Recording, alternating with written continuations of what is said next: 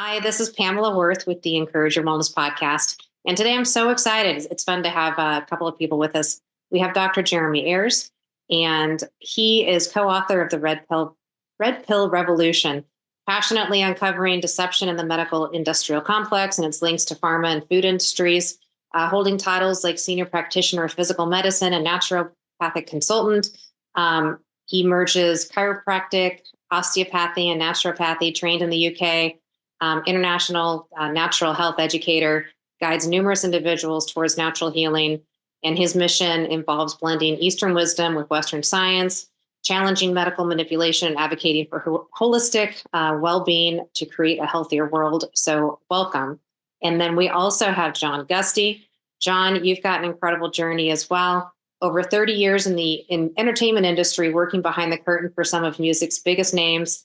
And then turned your attention to health and wellness in an effort to help your wife heal from what was originally diagnosed as multiple sclerosis.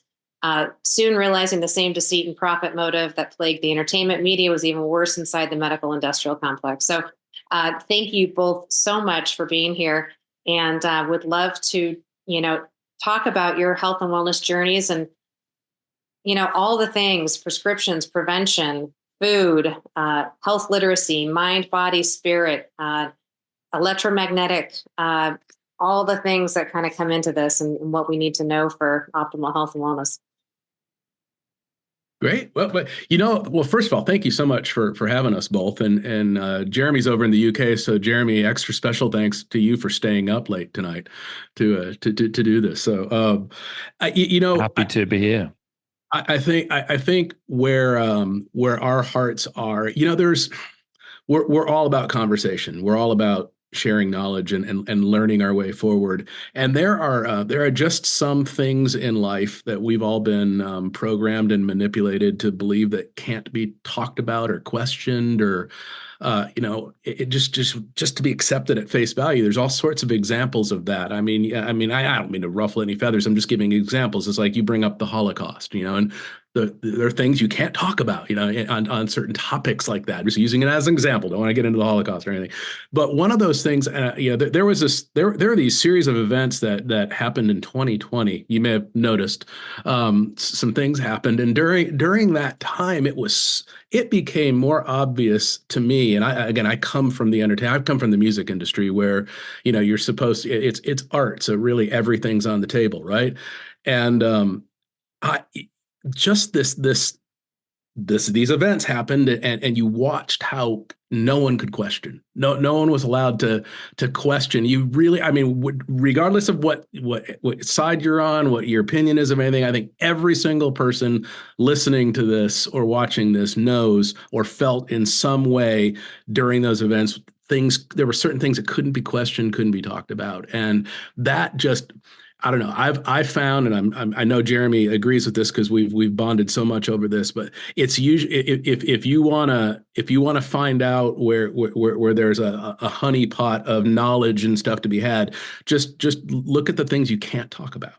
And there's usually a good reason why, and there's usually a lot of truth when you start digging into those honeypots, and so that's really how the Red Pill Revolution book came about, and it's just taken a good general look at the world, the wacky playing field that we're all on right now, and how to navigate that without getting caught up in anger or frustration, because all of that stuff leads to dis-ease, and got to be healthy up here to be healthy everywhere else, and so and vice versa, and so that's kind of where that's where I'm coming from. Jeremy, did I represent you?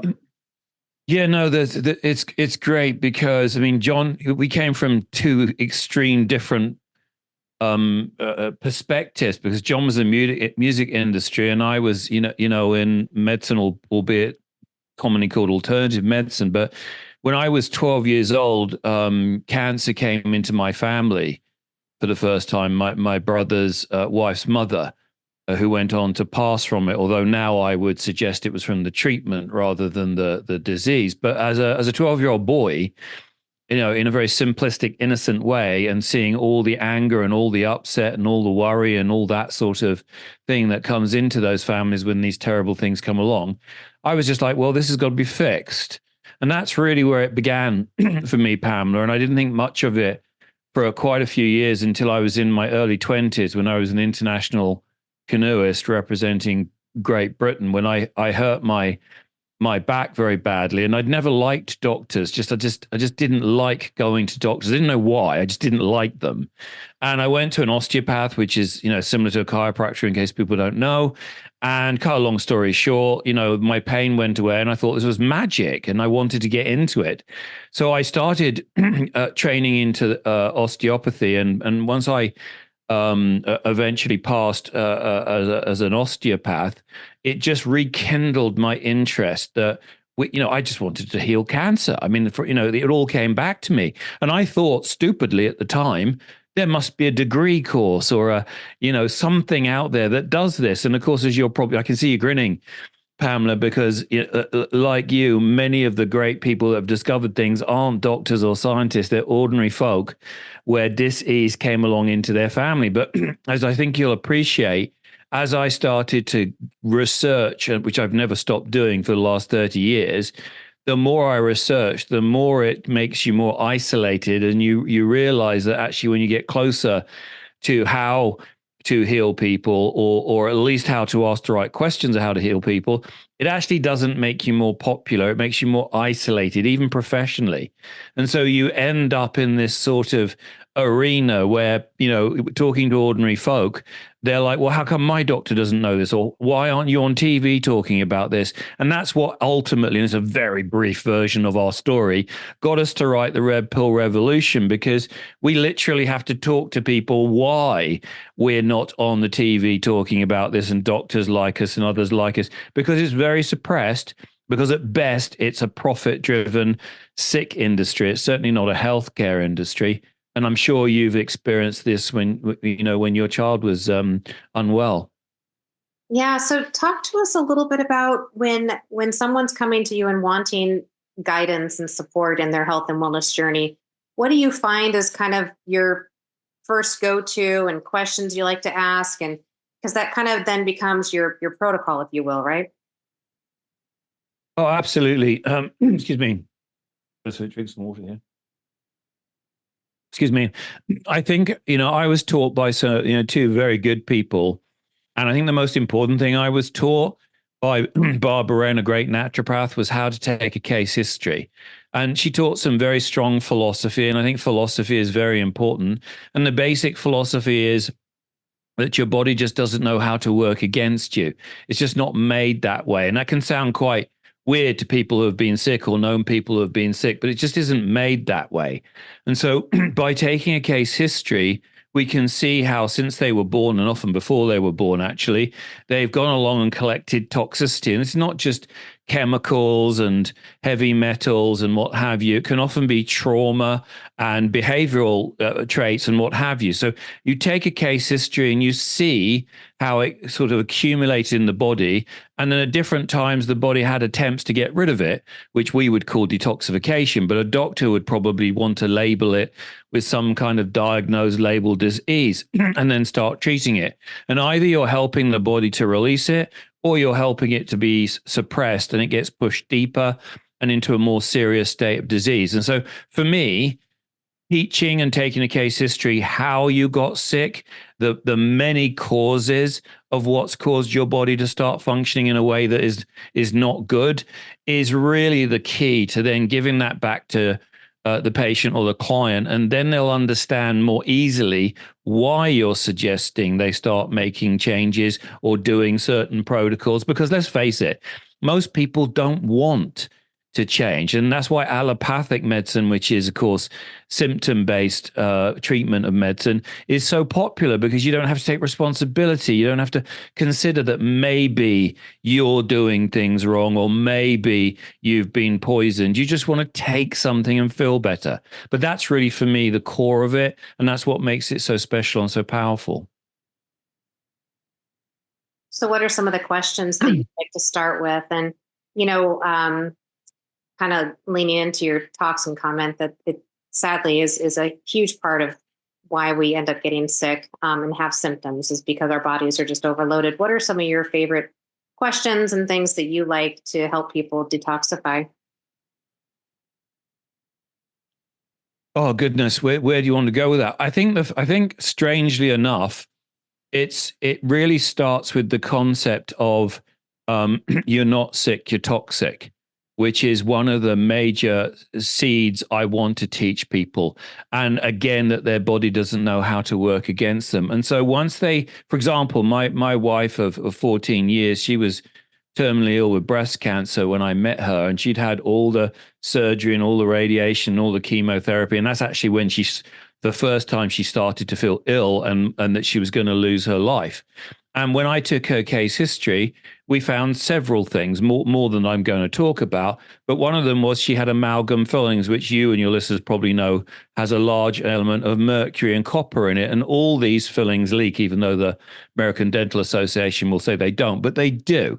And it's a very, very toxic heavy metal that they're breathing into their lungs. The other thing we discovered was she was using underarm deodorants, like many people, for 20, 30 years. And where do you think these chemicals go? They go in the armpit and straight into the breast. She was also drinking at the time Coke Zero, because like many people, they'd been educated that sugar's bad for you, and they're definitely on the right track there, but they'd gone to completely the wrong, they should have gone to water really, but they went to, Diet Coke or aspartame sweetened Coke. And that was a major contribution as well. And then there was levels of trauma. So once you start to discover the different causes, and you literally put the pieces of jigsaw together for them to see the picture of why they're ill. Because usually, as you probably appreciate, people come to you and they say, I have, with a label. Well, they haven't. Natalie didn't have breast cancer. She had mercury poisoning, chemical poisonings from the deodorants, chemical poisoning from the Coke Zero, and a lot of trauma and many other things. And so when you present it like that, all of a sudden, from the fear of the disease they've been told they have, they start to see, oh, I can do something about that. And then we introduce them to protocols and detox protocols and so on and so forth. But that's the key for me.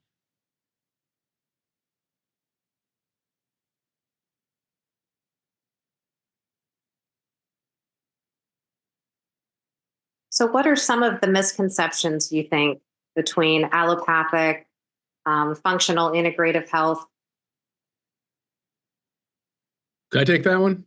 You go, John. Yeah. All right. So first and foremost, let's make sure, I'm sure your listeners do, but let's make sure that people understand what the allopathic system, which is what I would refer to as the medical industrial complex, that's an ideology. You might even argue that it's close to a religion. Okay, because it thinks about the body and the way the body works in a particular way. It's theoretical. It's not factual. So just taking an allopathic approach is by definition, you're already looking at things in a very, very specific, boxed in sort of way. The opposite of allopathic, which would do, and I would argue there's not a lot of room for creativity or individuality in the allopathic approach to things. It's very cut and dry. If you notice the next time you're in a doctor's office or whatever, you'll see anymore. Everyone, the nurses or the doctors have tablets, and they're going through it. They're putting things into a template. And they're, if this, then that. They're not, I don't want to insult everyone in the profession, but they're not using natural human diagnostic skills like a mechanic, like an auto mechanic would use. An auto mechanic is going to start with the basics. They're going to look at the vital fluids, the oil, the gas, the water, the brake fluid, the transmission fluid. You can tell a lot from what's going on with those fluids. Well, why doesn't every medical professional have a microscope on their desk? And I think a lot of people would be stunned to find out, and I've actually gotten, I've never been in a fist fight, but I've come really close, and it was because of this particular conversation, because we learned something very, very significant about my wife years ago, and it was something that should have been spotted early on. And I asked the doctor, I was like, this is like elementary level stuff. Why don't you have a microscope on your desk? Why are we talking about this years later?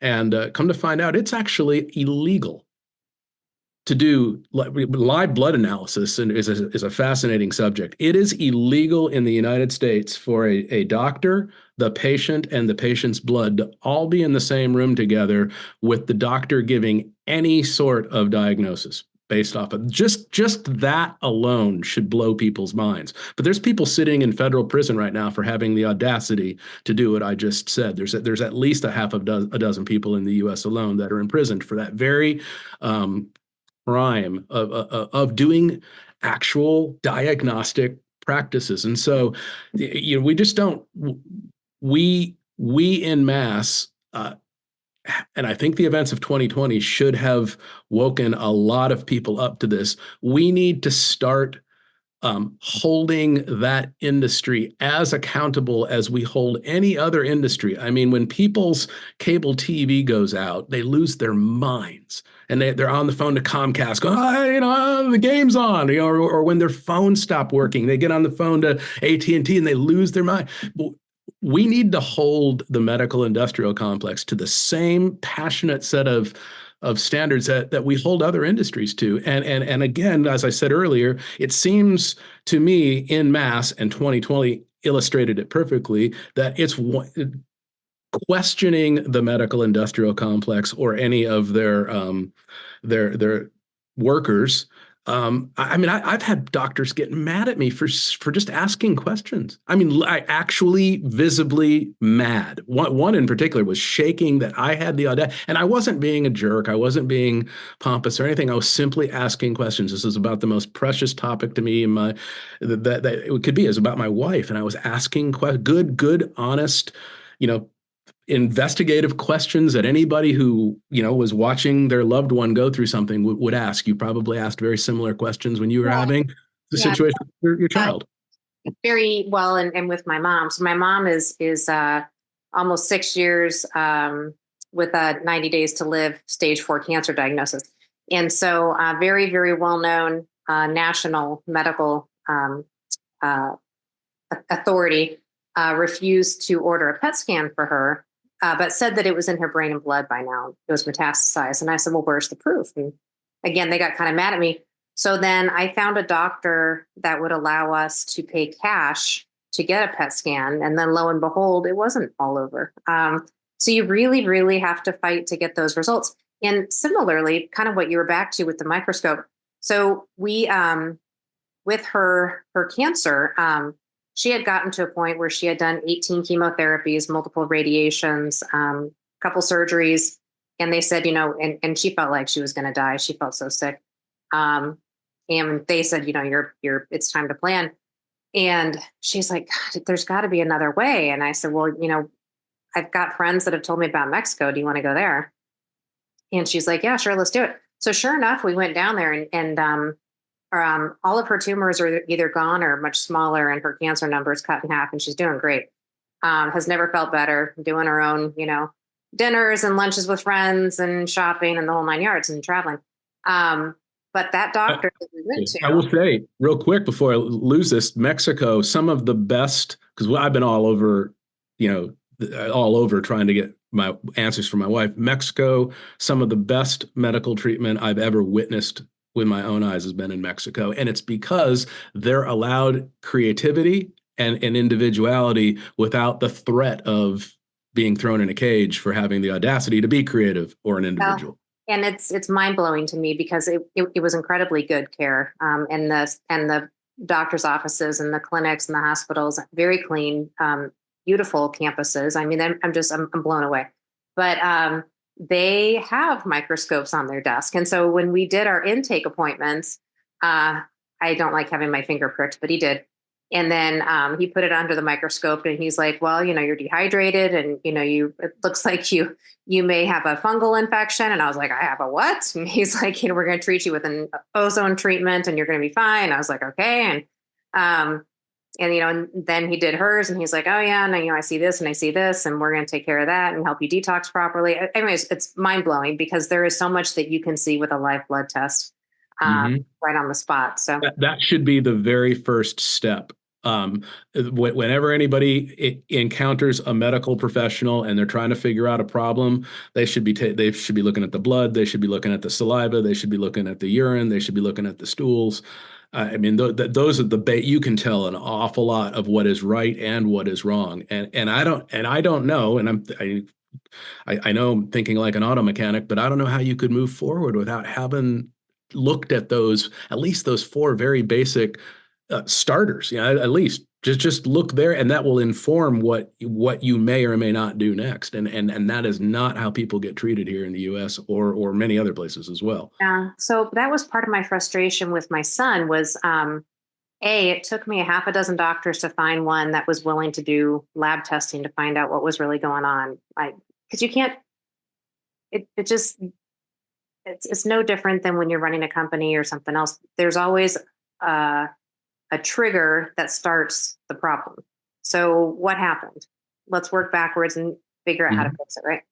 Now, the problem at the time was that lab testing was crazy expensive. I had to sell a car to have enough cash to pay for it.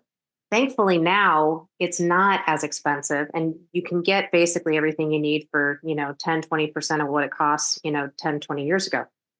Now, the challenge still lies, though, in finding a practitioner that is willing to listen and help you find those lab tests. Where do you suggest people learn about options available to them for health and wellness and how to find practitioners that can help you get to the why? Jeremy, why don't you answer that from a global perspective? Because I can give you the Tennessee U.S. perspective, but I think you've got a better global perspective. Yeah, I think the conversation is excellent because I think where I want to come at it is what most people's experiences, yours and John's, and certainly every client that I've ever taken a consultation with, pretty much has been a negative experience within medicine, whether it be in the UK or Canada or the States or wherever. And there seems to be a common theme running through that where you're not allowed to ask questions and there's a very God complex frequently. And I think we have to look at the history of where it's come from so people can start to understand, why that industry has gone the way it is. And as you probably know, it originated from the Rockefeller Foundation or the Carnegie Foundation, which is really Rockefeller medicine, where they needed to start doing more with their oil, and petroleum-based medicines were born. And essentially, a new industry was launched, the allopathic medicine industry, with a business model to take over the world and make it the only legal protected medicine. And that's what they've done. They've destroyed all the other philosophies pretty much, and they've made it the only legally protected and sort of number one medical place to go. And unfortunately, what that has fostered is a great deal of arrogance, but it's also suppressed all this wonderful knowledge. And there's many doctors and nurses that I know, many of them, that would have loved to have explored and brought in more diagnostics, but the environment that's been set up is that if they do, they'll lose their license and lose their status and lose their income. And so very quickly, the really good doctors and nurses that want to forge ahead find themselves in a very trapped in environment. And if anybody sort of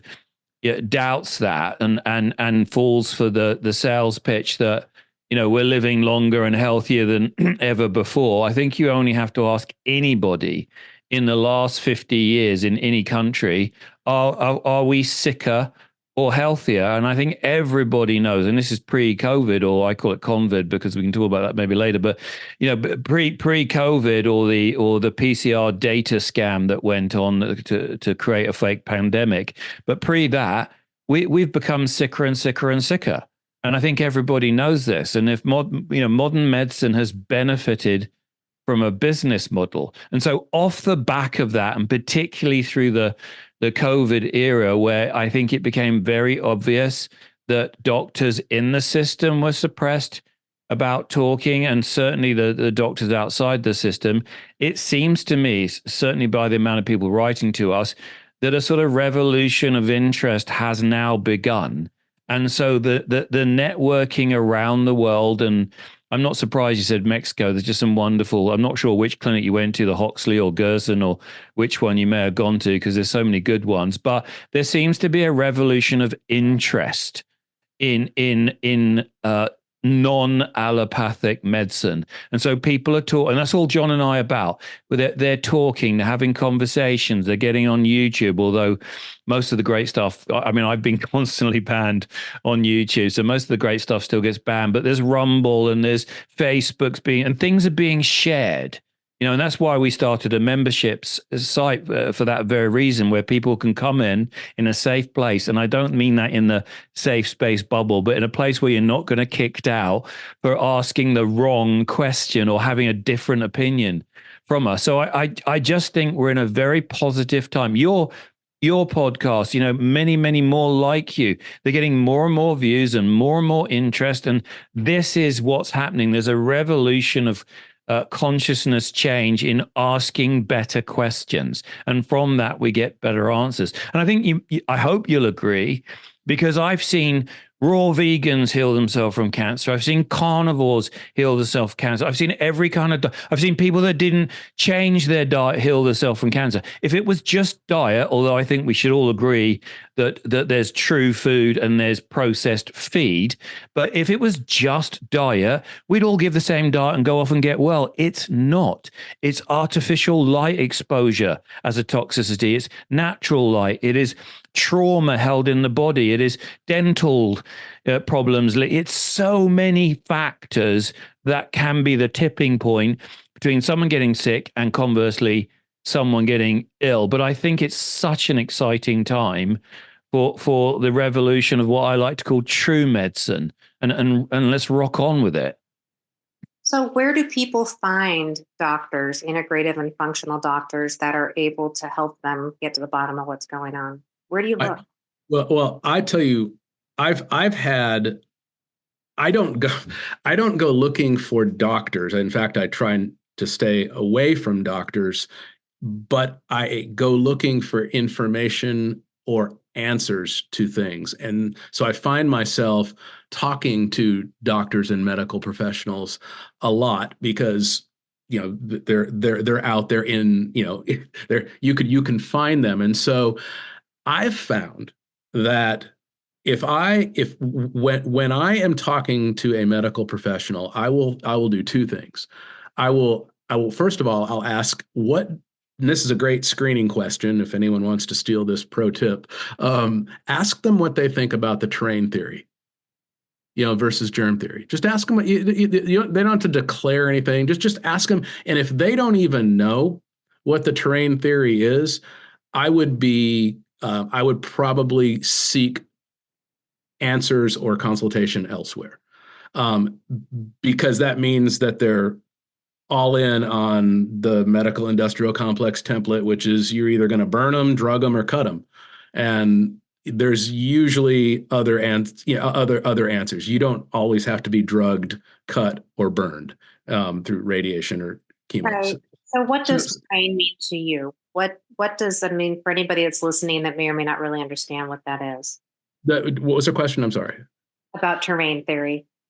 So there's, just like with any other ideology, there's more than one possibility. I mean, you look at like religions. There's different religions, and they believe different things. There's different political parties, and they believe different things. Well, there's different theories as to how the body works. There is the germ theory, which is what allopathic modern medicine is anchored in, and then there's terrain theory.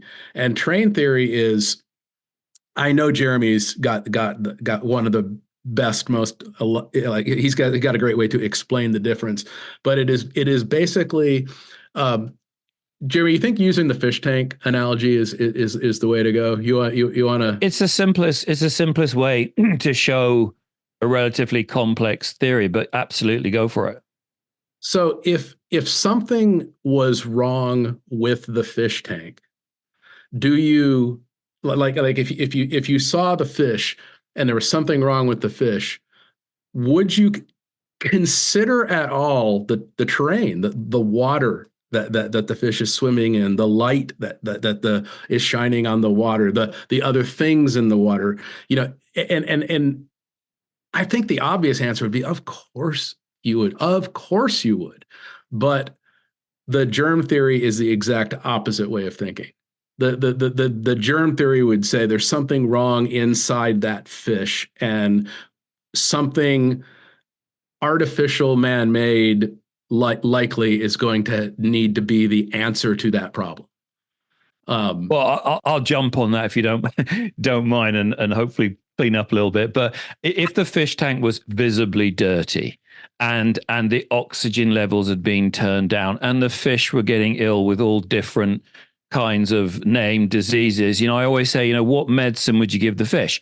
And most people will go, well, what are you talking about? You'd clean up the water first of all. You'd get the oxygen level. You'd test the pH, and then probably the fish would recover. And then if they didn't, maybe you'd intervene. And the fish tank represents your body and your fluids, and the fish are your cells. And so the terrain theory, which has now been proven as far as I'm concerned, because they've videoed these sort of things now. And one of the best books is the Gaston-Nissen book.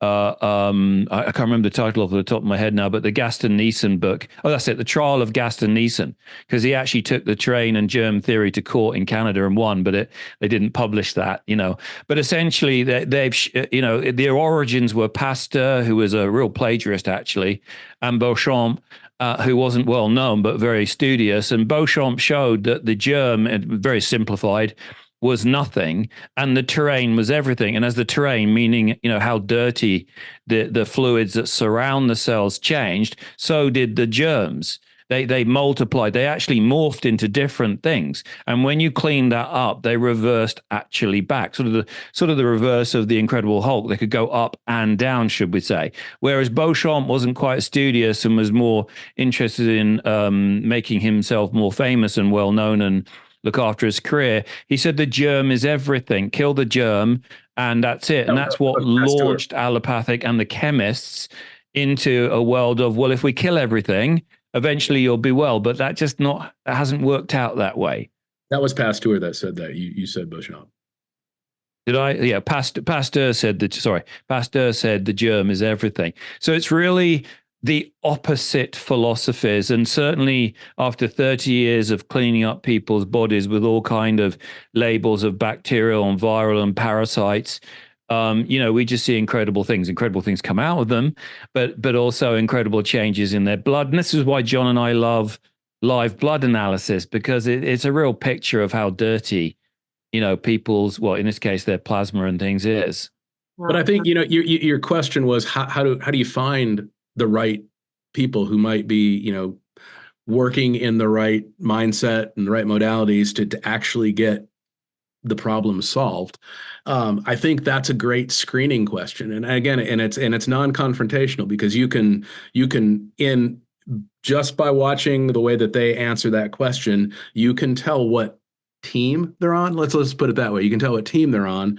And if they're gonna, and you can choose accordingly. But I have found when you ask questions like that, you're going to get one of two types of medical professional. You're going to get the medical professional that's, good team player, and they're going to give you the by the book answer. And no offense to those people, they serve a purpose, and you'll get that. But the magic is you'll get people who are probably more like us, and they'll look around nervously and they'll go, so into the terrain theory, and those are the people. No, I think it's super to go ahead and find people that are willing to take a look at more than one thing to help them on this. So it's been great to have you guys on. How do people find out more about you? naturallybetterforyou.com. Awesome. Well, thank you guys so much. It's been a real pleasure. Absolutely. Thank you. Thank you, Pamela.